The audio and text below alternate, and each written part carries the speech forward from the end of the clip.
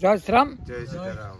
कौन कथा पचार कौन कौन पचार गुरु चिंती गुरु पराय होइले कौन केमती गुरु को चिंतन मुक्ति होइबे सही मुक्ति होइबे सही एही 13 सार होइले आचार आरंभ ना ना एटा देख मत ले कौन लिखा है ना से लिखी जंती निज तप तेजी बाह्यंतरे मजी माने 13 जन जे अचंद आसी निज तप तेजी बाह्यंतरे मजी भक्तर देवी नहीं अबुझा बुझे सुझाई नदेवे बोझ बोईथे से अर्थात अबुझा जे बुझे सुझाई देवे नहीं बोझ बोईथे से सुझाई देवे नहीं माने माने जो तत्व ने तार प्रतिदान से गुरु को देवे ना ये लेखाई आ बोझ बोईथे से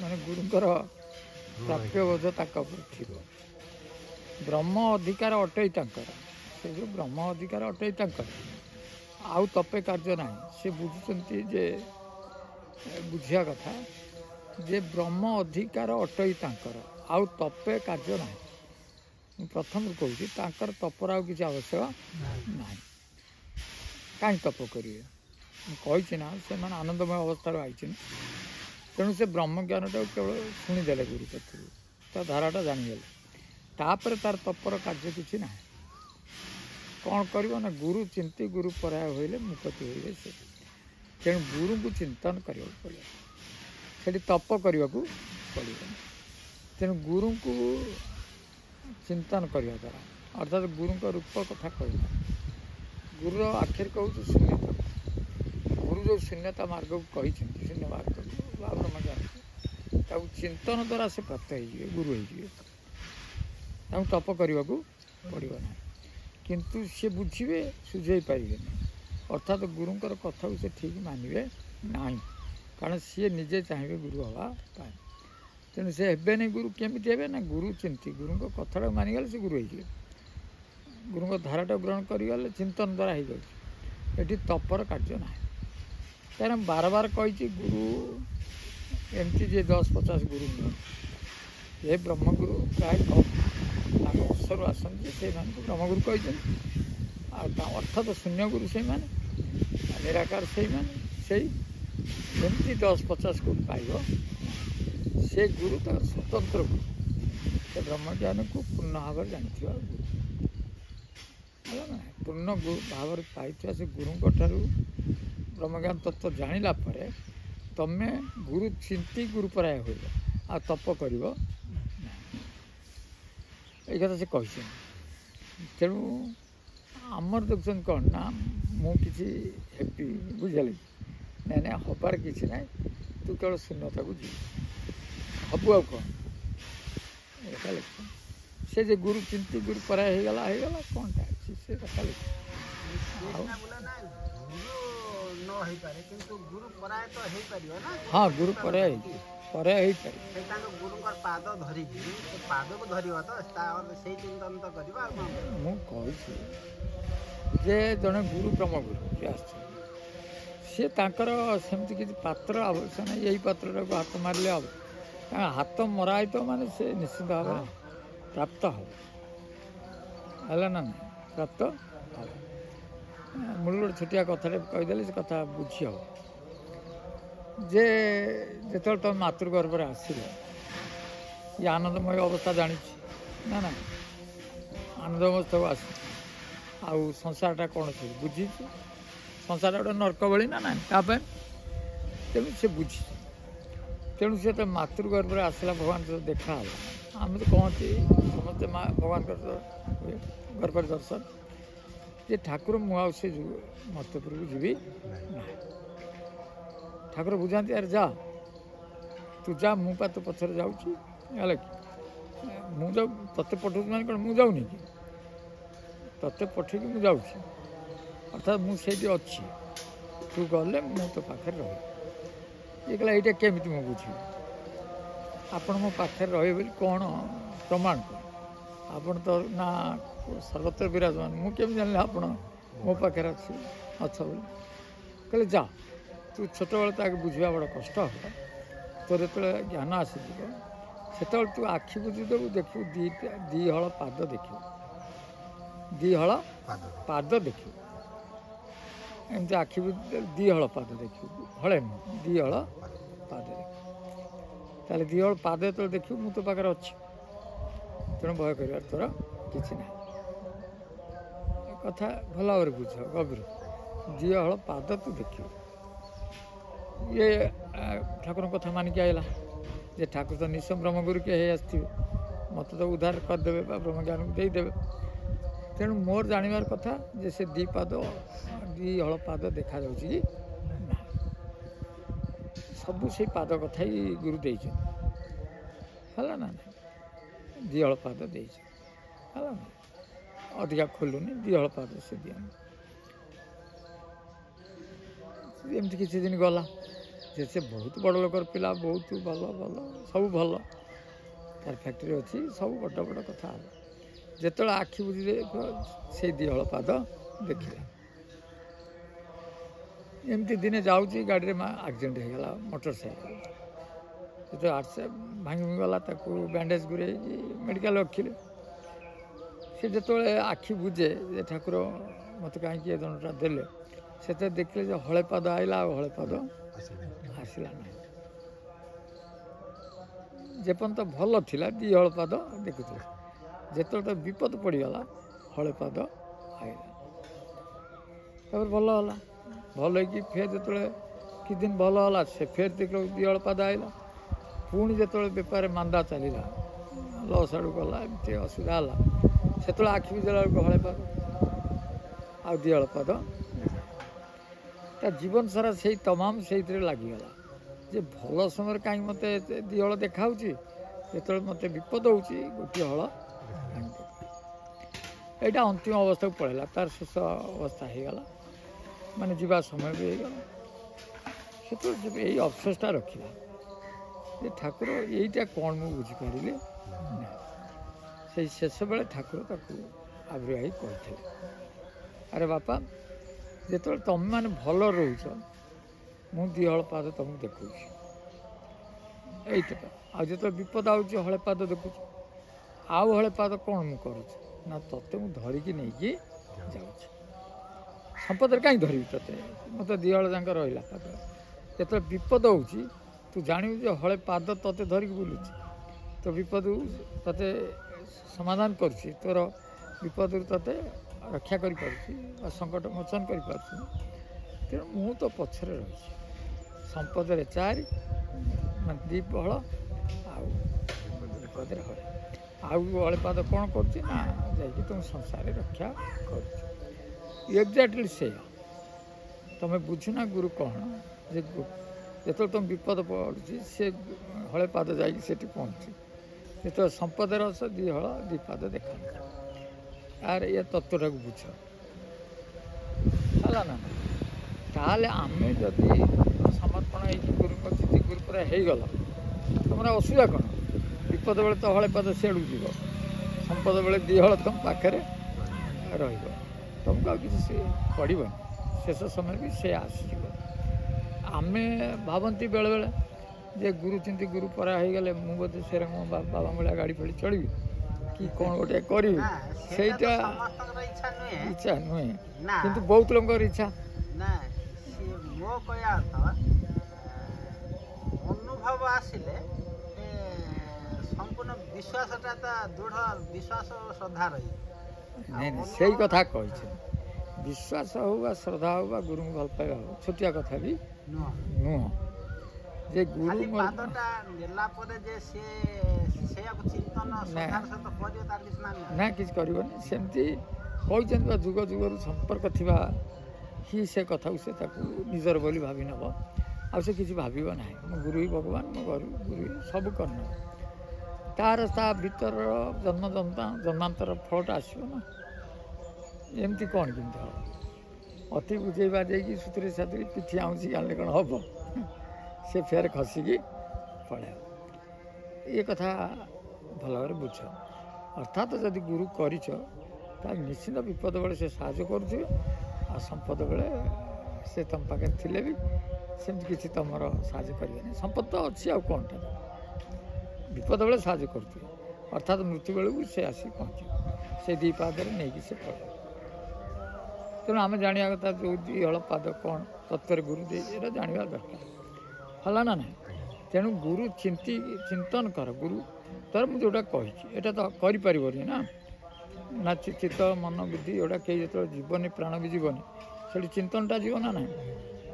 ଆଉ ଚିନ୍ତନଟା କରିବ ନା ତୁମେ ଏସବୁଗୁଡ଼ା ସବୁ ନେଇକି ପଳାଇବ, ଏତେ ସହଜ ନୁହେଁ ନା, ଅର୍ଥାତ୍ ମରିବାକୁ ପଡ଼ିବ। ତେଣୁ ମଲେ ତ ଯାଇକି ସେଠିକି ଯିବ, ପୁଣି ଆସିବ, ଆଉ କ'ଣ କେମିତି ହେବ। ଆଉ ନିଶବ୍ଦକୁ ଯିବ ମାନେ ପବନ ନାହିଁ, କିଛି ନାହିଁ, ସେଠି କିଛି ନାହିଁ, ଆଉ ତୁମେ ରହିବ କି? ପବନ ଶୂନ୍ୟ ହେଲା ବେଳକୁ ତ ଅଧାରୁ ପଳେଇ ଆସୁଛନ୍ତି ଲୋକ, ସେଠି ତ ରୁଦ୍ଧ ହେଇଯାଉଛି। ନା ସେଟା କହିଛନ୍ତି ସେମିତି କର ନା, ତୁମେ ଗୁରୁଙ୍କୁ ଭଲ ପାଇଯାଅ, ତାଙ୍କୁ ଚିନ୍ତନ କରୁନା, ସବୁ ହେଇଯିବ। ଆଉ ତତ୍ତ୍ୱଟାକୁ ଚିନ୍ତନ କର। ସେ ଚିନ୍ତନଟା କ'ଣ କମ୍ ବଡ଼ କଥା, ଯେଉଁ ଚିନ୍ତନରେ ରଖିନେବା ବହୁତ। ହଁ, ଏବେ ଆଉ କ'ଣ କହୁଛ? ଯୁଦ୍ଧ କଥା ନା କ'ଣ? ଯେ ଆମେ ସବୁବେଳେ ଏଇ ମାଳିକାର ବିରୋଧରେ ସବୁବେଳେ କହିଛନ୍ତି, ତତ୍ତ୍ୱ ହିଁ ସବୁ ଠିକ୍, ଆଉ ମାଳିକା ଏ ଯେଉଁ କହୁଛନ୍ତି ଏଇଟା ହେବ କେତେବେଳେ ନା, ତାର ସମୟ ଆସିଛି, 7 ଦିନ ମେଘ ହେବ, ପବନ ବହିବ, ଏମିତି ଗୋଟେ ଦିନ ଆସିବ, ସେତେବେଳେ ପୃଥିବୀ ଆଉ ରହିବ ନାହିଁ। ଯାହାକୁ ଏବେ ସେମାନେ ଦାବି କରି ବସୁଛନ୍ତି ସେଇ ବେଳଟା ଏଇଟା, ନା ସେ ବେଳ ଏଇଟା ନୁହେଁ।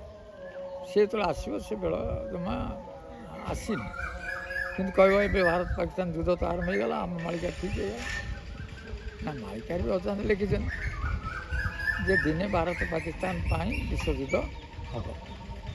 ଯେ ବିଶ୍ୱଯୁଦ୍ଧ ଆଜି କ'ଣ ହେଲା, ଆହୁରି ଆଗରୁ ଦୁଇଟା ବିଶ୍ୱଯୁଦ୍ଧ ହେଇଛି।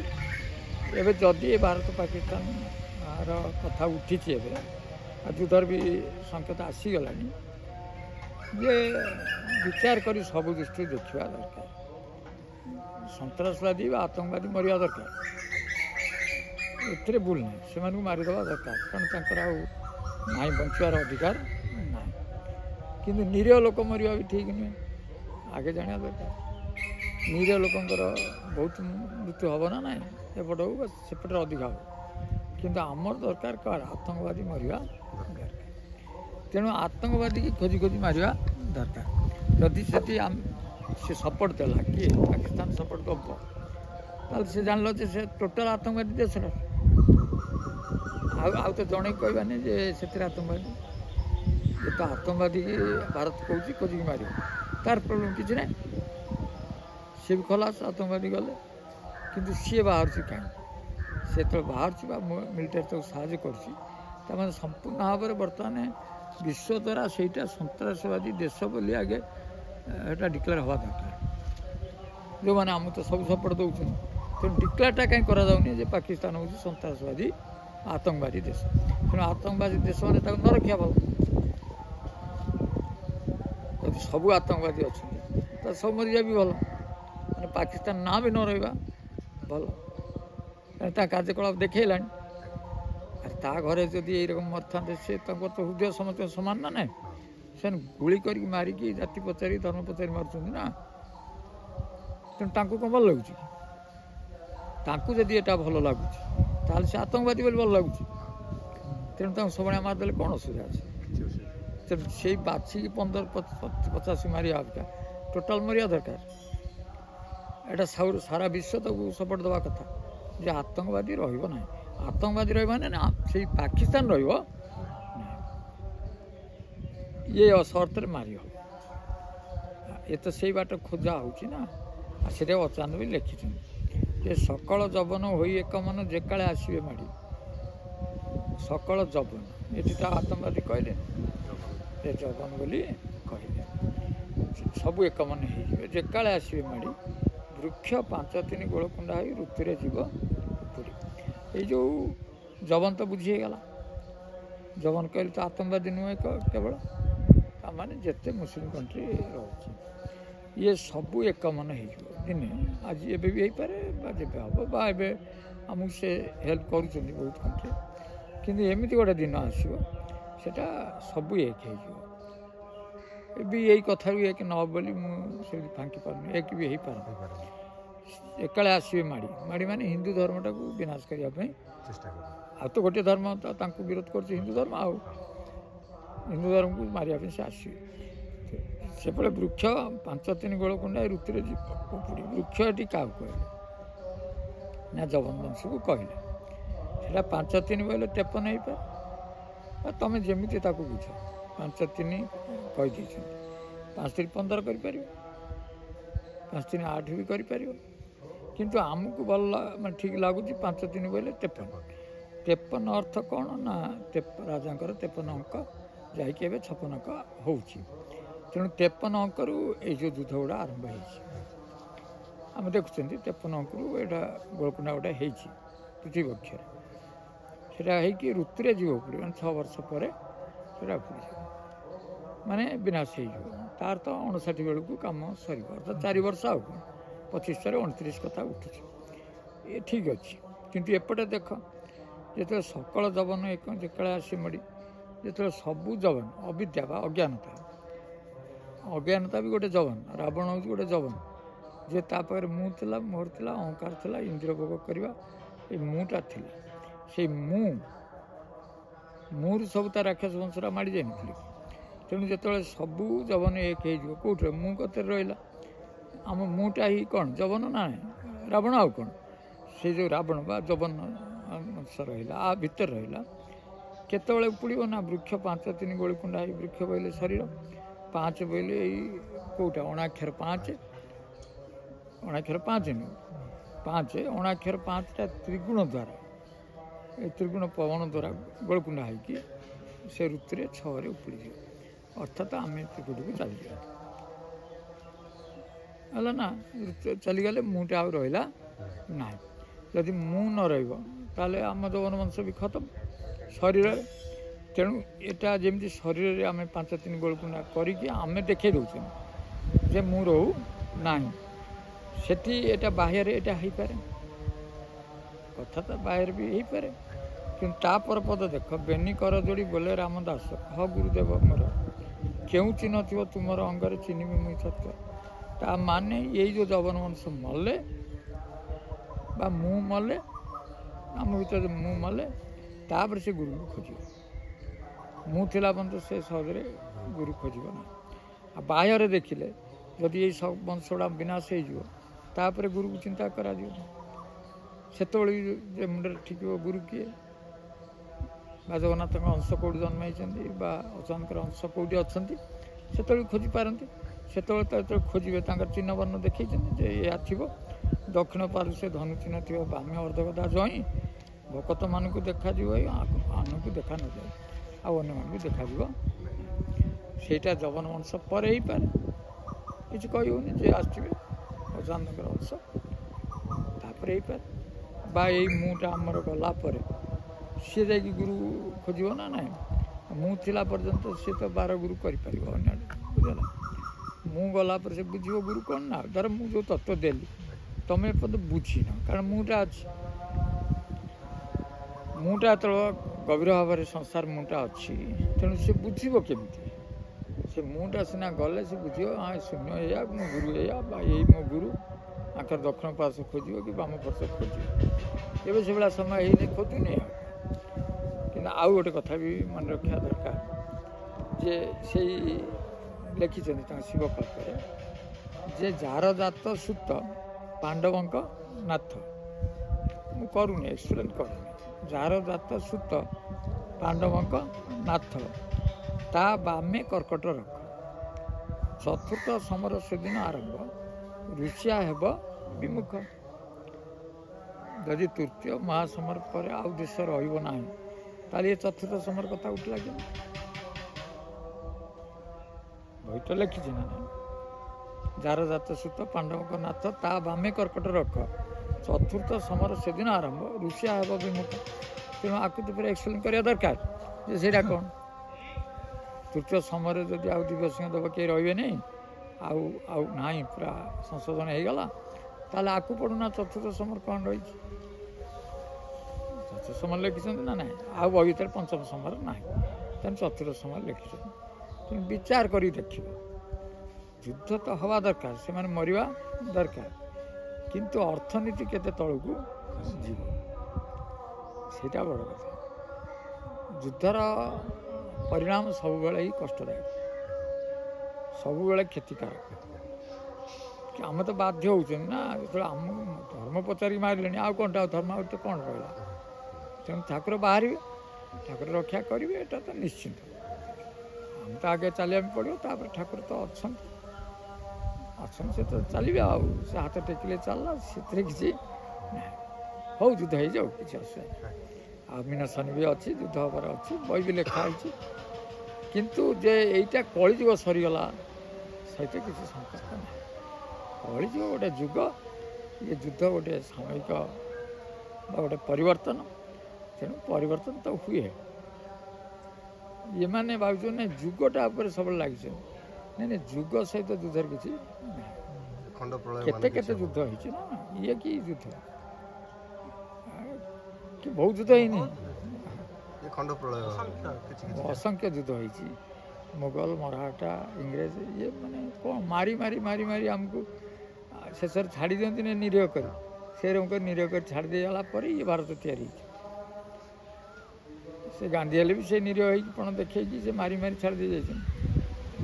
ସେଇଦିନ ସେଇଠୁ ଶିଖିଛନ୍ତି ନା, ଗୋଟିଏ ଗାଲକୁ ମାରିଲେ ଆର ଗାଲଟା ଦେଖେଇବ, ସେ ଯେ ନିରୀହପଣ ଦେଖେଇଛନ୍ତି। କିନ୍ତୁ ଗାଲ ଗୋଟିଏ ଗାଲ ମାରିଲେ ଆଉ ଗୋଟେ ଗାଲ ମାରିବ, ସେ ଦେଖେଇଦେବ। ଫେର ତା ଗାଲ ମାରିଲେ କହିଗଲାନି ଯେ ସବୁବେଳେ ସହିବ। ନାଇଁ ନାଇଁ, ସହିବାର ସୀମା ଅଛି। ଯେ ଗୋଟିଏ ଗାଲ ଦେଖାଅ, ଆର ଗାଲ ବି ଦେଖାଅ।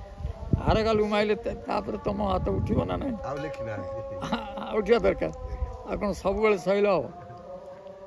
ଗାନ୍ଧୀ ଆଜି ଭାରତ ସ୍ୱାଧୀନ କରିଛନ୍ତି, ଠିକ୍। ସେ ବି ଠାକୁରଙ୍କ ଅଂଶ ଥିଲେ, ତାଙ୍କର ଭଲ ପାଇବା ବି ଥିଲା, ବହୁତ ଭଲ। କିନ୍ତୁ ଏଥିରେ ହିନ୍ଦୁ ଧର୍ମକୁ ବଞ୍ଚେଇବା କଥା ଥିଲା ନା ନାହିଁ? ହିନ୍ଦୁ ଧର୍ମର କେମିତି କ'ଣ ଠାକୁର ବଞ୍ଚେଇ ରଖିଛନ୍ତି ନା, ଦିନ ରଖିଥିଲେ। ବେଦ ଫେଦ ପଢ଼ିକି ଇଏ କରି ସ୍କୁଲ, ବିଦ୍ୟାଳୟ, ସଂସ୍କୃତ, ଇଏ ଆମ ଯେଉଁ ମୁନି ଋଷିଙ୍କ ଆଶ୍ରମ ସବୁ ଭାଙ୍ଗି ଭୁଙ୍ଗି ସବୁ ଶେଷ। ଫେର ଗଢ଼ି ଗୋଟେ ଭଲ ଅବସ୍ଥାକୁ ଆସିଛି। ତେଣୁ ଏବେ ଯଦି ପୁଣି ଯୌବନ ବାହାରିବେ, ମରିବେ। ଆଉ ମରନ୍ତୁ, ତ ଦେଖିବା କଥା। କିନ୍ତୁ ଏତିକି ଯେ କ୍ଷତି ଘଟିବ, ଉଭୟ କ୍ଷତି ହେବ। ଏପଟକୁ କିଛି ମରିବେ, ଉଭୟ କୂଳ ଖାଏ। ହଉ ଭଗବାନ କରନ୍ତୁ ଯେମିତି ଆହୁରି କେମିତି କ'ଣ ସମାଧାନ କରିକି ବହୁତ ସହଜରେ ଏଟାକୁ ସମାପ୍ତ କରନ୍ତୁ। ଏ ଠାକୁର ଏଇଟା ବି ଆମର ସବୁବେଳେ ପ୍ରାର୍ଥନା ରହିବା ଦରକାର ଯେ ଉଭୟ ମରିବା ଅପେକ୍ଷା ତାର ସମାଧାନ ହେବା ଦରକାର। ବା ସେ ବି ଛାଡ଼ି ଦେଉ, ସେ କେବଳ ଆତଙ୍କବାଦୀ ଗୁଡ଼ା ମାରିଦିଆ ଦରକାର। ଯଦି ସେଭଳି ଗୋଟେ ବାଟ ବାହାରେ ତାହେଲେ ଆହୁରି ଭଲ। ଜନସାଧାରଣଙ୍କୁ ନ ମାରିକି କେବଳ ଆତଙ୍କବାଦୀ ମାରିଲେ ଭଗବାନ ତୁମକୁ ସପୋର୍ଟ ଦେବେ। କିନ୍ତୁ ଗୋଟେ ଛୋଟିଆ ଛୁଆ, ଗୋଟେ ମୁସଲମାନ ହଉ ବା ଆମର ହଉ, କିନ୍ତୁ ଗୋଟେ ଛୁଆଙ୍କର ପ୍ରାଣ ତ ଗୋଟେ ନା ନାହିଁ। ତା ବାପା ମରି ପଡ଼ିଥିବ, ସେଇ ମୁଣ୍ଡ ବାଡ଼େଇବ। ଆମ ଛୁଆଟା ବି ଆମେ ମରି ପଡ଼ିଥିବା ମୁଣ୍ଡ ବାଡ଼େଇବ। ଯେ ସେତେବେଳେ ଭାବ, ଆଉ ଯେଉଁ ଲୁହ କ'ଣ କେବେ କହିବ ମୁସଲମାନ ହିନ୍ଦୁ? ହଁ ଟେନି କଥା ତ ହେଉଛି, କଥାଟା ହେଉଛି ଯେ ମୃତ୍ୟୁଟା ଯେତେବେଳେ ଆସିବ ସେଠି ଆମେ ଗୋଟେ ଅଲଗା ଭାବରେ ଆସିବ। ଆମେ ଆଉ କ'ଣଟା, ସେ ଯିଏ ବଡ଼ ବଡ଼ ଯିଏ ରାଷ୍ଟ୍ରପତି, ସେ ମୁଣ୍ଡ ଛୋଟିଆ ମୁଣ୍ଡ, ସେ ବହୁତ ଚିନ୍ତା କରିକି ଯୁଦ୍ଧଟାକୁ ଘୋଷଣା କରିବାକୁ ଯାଉଛନ୍ତି। ତାଙ୍କ ଭିତରେ କ'ଣ ବହୁତ ଠାକୁରଙ୍କ ଶକ୍ତି ଦେଇକି ଏତେବେଳେ ଉପାୟ ଦେଇଛନ୍ତି ନା ନାହିଁ? ସେ ଯେତେବେଳେ ଡିସିସନ୍ ନେଉଛନ୍ତି, ତାଙ୍କ ଡିସିସନ୍କୁ କିଏ ଅମାନ୍ୟ କରିବ? ଠାକୁର ବୋଲି ନେଉଛନ୍ତି ସେମାନେ। ବହୁ ଦୃଷ୍ଟିକୋଣ ଦେଖିକି ସେ ବିଚାର କରି ନେଉଛନ୍ତି ନା ନାହିଁ? ଠାକୁର ବି, ରାମ ଠାକୁର 7 ଥର ବି ରାବଣକୁ କ୍ଷମା କରିଥିଲା ପରେ ଶେଷ। ତେଣୁ ସେ ବି ଚିନ୍ତା ସେରକମ କରାଯାଇଛି। ଆଜି ନୁହଁ, ବହୁତ ବାର ସେମାନେ କ୍ଷତି କଲା ପରେ ଆଜି ଏ ଘଟଣା ଘଟିବାକୁ ଯାଉଛି। ଘଟୁ, କିଛି କଥା ନାହିଁ, ହେଇଯିବ। ଜୟ ଶ୍ରୀରାମ।